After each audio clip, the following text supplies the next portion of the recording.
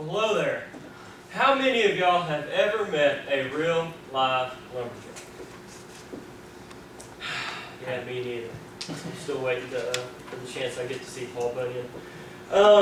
Well, I'm here to speak to you today about lumberjacks and why they should be a part of American heritage, and why they should be a part of Texas heritage. Personally, I've read several books and have done some research over lumberjacks, or the people known as lumberjacks. And today, I'm talking about the history of lumberjacks, the societal perspective of lumberjacks, or, if you will, what people think.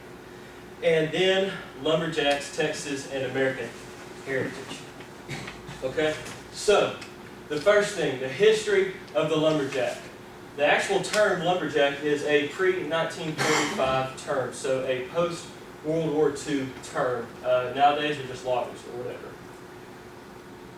Many jobs in the lumberjack camps included a whistle punk, whistle punks whistle, the high climbers climb, and the chasers. They did not chase logs. Got you on that one. So let's talk about this little hierarchy of jobs, because most people think that lumberjacks just carried around axes and they chopped down trees. That's not true. Your whistle punk, they were important for the safety of the logging camp. Whenever there were logs coming down the camp, whenever the mules were starting to haul logs through the camp for the safety of the people, they whistled to alert people that there were logs coming.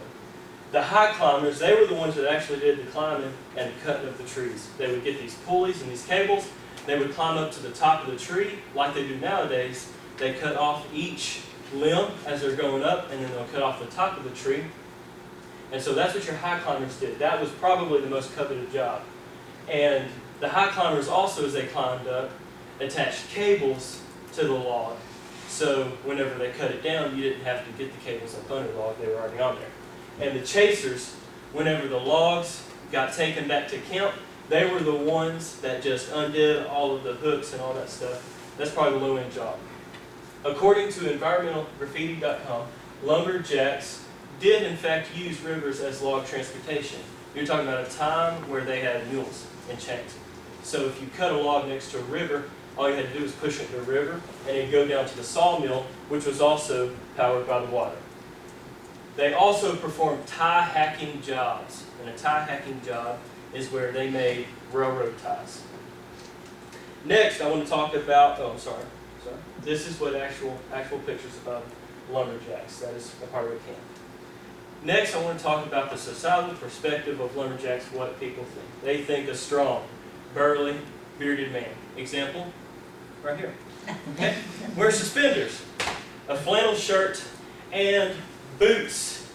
They have an enormous appetite for a big old plate of flapjacks. They used only an axe, but according to MinnesotaHistoricalSociety.com, they also used saws, which was the long saws with two handles on each end, and they just went back and forth. Most people think of Paul Bunyan whenever they think of lumberjack, and this is Paul Bunyan himself with his axe, his flannel shirt, and his beard. And also, if you don't know what a flapjack is, that is a plate of flapjacks. And if you come to IHOP at the right time, you will see myself devouring a big old plate of flapjacks because I love them. Lastly, I want to talk about the lumberjacks' American heritage. Lumberjacks are a part of Texas and American heritage. They helped build America, if you really think about it, because the lumber industry, how do you build houses without lumber? You don't. It's out of mud or whatever, and people don't like mud houses because you got to sweep them all the time because there's dirt always in there. Mythological stories and images are accepted by everyone. Everybody loves a good old story of Paul Bunyan and his blue ox chopping down trees and paving the way through America. And also, as I mentioned, they helped make railroad ties, which helped supply the railroad industry, and the railroad industry helped build America. Okay? So whether or not people realize it, or maybe they don't want to recognize it, once shown that lumberjacks belong in American or Texas heritage, you can't help but recognize it. And in conclusion, today I told you about why lumberjacks belong in Texas and American heritage. And even though many people may not recognize this or realize it at first, once you point it out, you can't help but recognize it. And also the lumberjack is just a picture of an American image of strength and independence. And today, by telling you about the history, the societal perspective of lumberjacks, and then their actually place in the heritage, I hope that you too have recognized the American lumberjack as a part of your heritage.